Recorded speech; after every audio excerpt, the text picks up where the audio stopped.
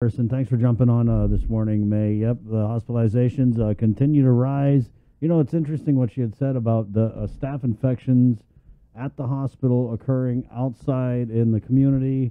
And you can only imagine that we're going to be having the same conversation again when the schools start up, as we have not seen any easing up on this community spread. Although Dr. Nathaniel Berg of the Physicians Advisory Group would beg to differ, according to our interview with him this morning. It's 9:35. Your chance to win $500 with The Voice. So close, guys. But let's go over to the Archdiocese of Agana, where we have Tony Diaz standing by on the phone. Good morning, Tony. Good morning, Chris, Sabrina, Jason, everyone else. Apologies, our power, our internet, and Wi-Fi have not yet come back. GTA is working on it. Our landline is on, but it's almost like I'm doing everyone a favor. They don't get to see my mug. Oh, stop that, Tony. Well, you know what? I just got to say, your voice is, for me, one of the most memorable voices I've heard. As it just takes me back to when you were with GDOE, and I remember just hearing you in the media way back. I don't want to say how far back because I never show my age, but really offering a lot of reassuring and comforting information, especially after storms. That's what I always think about when I hear your voice. Thanks, I appreciate that, Chris. Let's get right into it. Enough of the patting on the back. Bree, there was a couple of releases that came out from the Archdiocese recently. Was there? Yeah, there was. There was one yesterday, a message of encouragement from the Archbishop. Tony, you want to expand on that a little bit?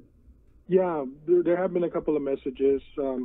One is a message of encouragement that he issued yesterday, essentially saying in the midst of this pandemic, the difficulties and differences that people are having, have discussions, have debates, even have arguments, which we know happens all the time. But please remember to speak to one another with dignity and respect. He made a point to say that these family ties and friendships and relationships that we built through the years, last thing we want is to have them destroyed because of anger or differences. I believe it can be done. We have to work on it. So that's just, and then he encouraged everyone to, of course, have trust in God and help one another.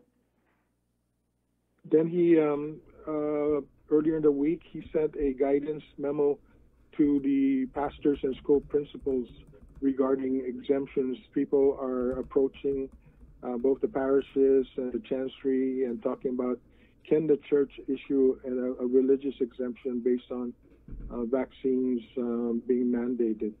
And I can talk about that as well. Yeah, if you could. Okay, great. I'm trying to remember any other messages that he did, but we'll get to the religious exemption.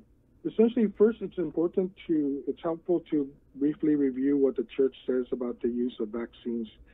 Some people will recall back in March, the Archbishop issued a pastoral letter when the issue really started to arise and the community was starting to see the arrival of vaccines such as Pfizer and Moderna and Johnson & Johnson.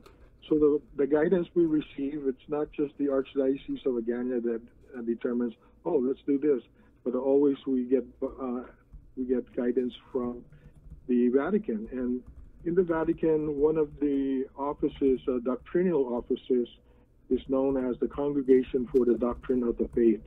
And its role essentially is to promote and safeguard our faith and morals and be responsible for, promoting and defending Catholic doctrine. So 2 years ago, last year, 2020, about December, they issued out a guidance which essentially said that regarding the COVID vaccines, the COVID vaccines, the use of them by Catholics is morally acceptable. They can be used in good conscience.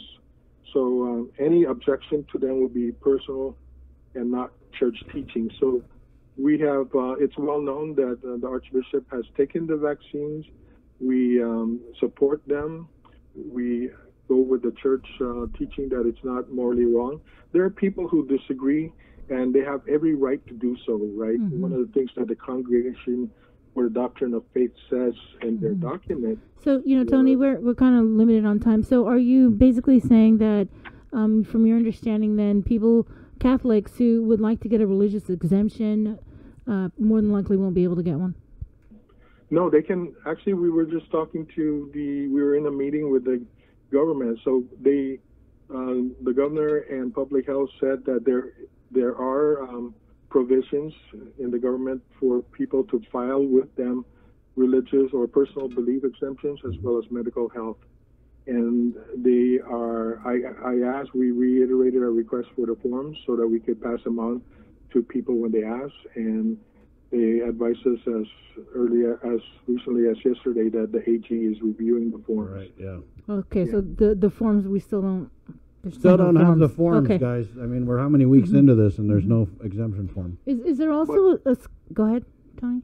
But I would I would recommend that people write their letters anyway, and not to formally let their employers know, because DOE has also been has been telling us that Catholic employees have been going to them, and wow.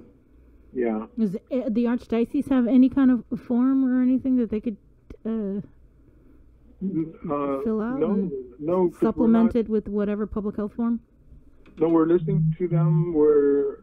Me, myself, when I speak to them, people who call up, I'm kind of sharing the same information, that write and state your full name, your information, where you, and that you are a Catholic, and you have an objection based on personal religious beliefs, or in the case of some people, medical beliefs. Mm-hmm. But again, with the diocese, the Archdiocese, not saying that we're not saying it's morally wrong, so we're not the ones issuing it out. Yeah. The determination would be the government. But we've also been urging the governor, as recently as yesterday, please avoid this situation, because it's not a win situation for anyone, certainly not the employee, not the individual, and not the community.